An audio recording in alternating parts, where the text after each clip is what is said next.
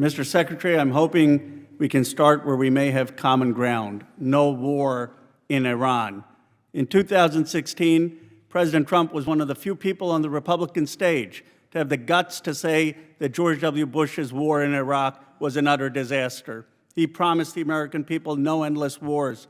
Tucker Carlson has said that thousands of Americans will die if there's a war in Iran. And he is cautioning that currently neocons are trying to get President Trump into a war in Iran. Representative Marjorie Taylor Greene has said the American people don't want to bomb Iran. Will you today assure the American people and the MAGA movement that you will not bomb Iran unless we are hit? Congressman, it's good to hear you quoting conservatives. When they're right, I quote them. I will tell you this. The President has been earnestly and completely committed to a peace process, has given Iran every opportunity, those talks ongoing, but he also fully recognizes the threat that Iran with a nuclear weapon would exist. Will you commit to us not bombing them? I mean, that's what the conservative MAGA movement is calling for it online. You'll see. I mean, they want a commitment that we not bomb Iran unless we're directly hit. Well, here in this forum, it wouldn't be prudent for me to commit or not to commit. My job is to be postured and prepared in the region, just as the chairman. How about this? For any potential capability. Would you agree with this analysis that Netanyahu is itching for a fight? If Netanyahu uses American missiles to hit Iran, he's going to drag us into a war there because Iran's going to say they're using American missiles.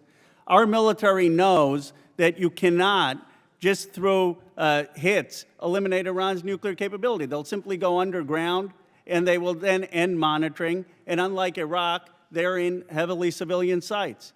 Will you stand up today and make it clear to Netanyahu that that escalation, what he's threatening just yesterday, is not in the American interest, that he should not be dragging America into war with Iran? Well, Congressman, that question included a lot of speculation.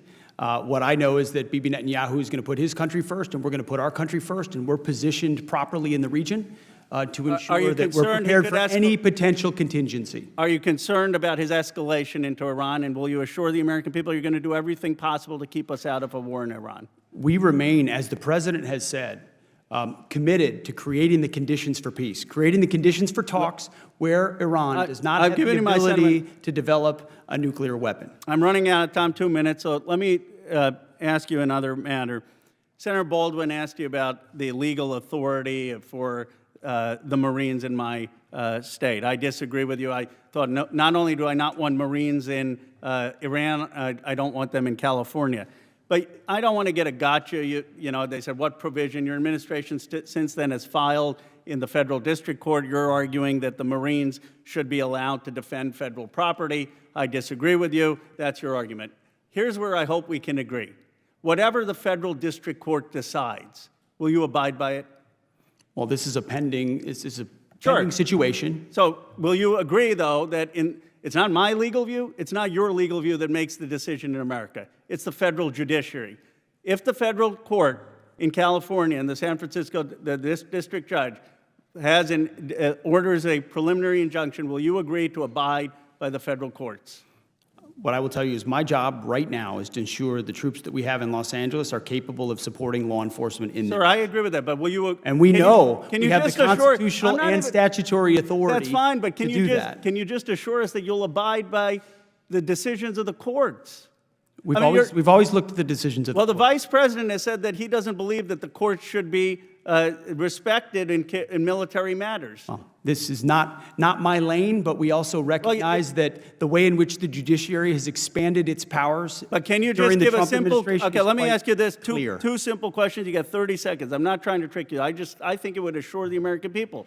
Because it shouldn't be Ro Khanna's view of the Constitution, and it shouldn't be Secretary Hegseth's. It should be the Supreme Court and the federal courts. Can you assure the American people on two things? You will respect any Supreme Court decision on this matter about whether the Marines are constitutional, and you will respect the district courts when they rule before the Supreme Court rules.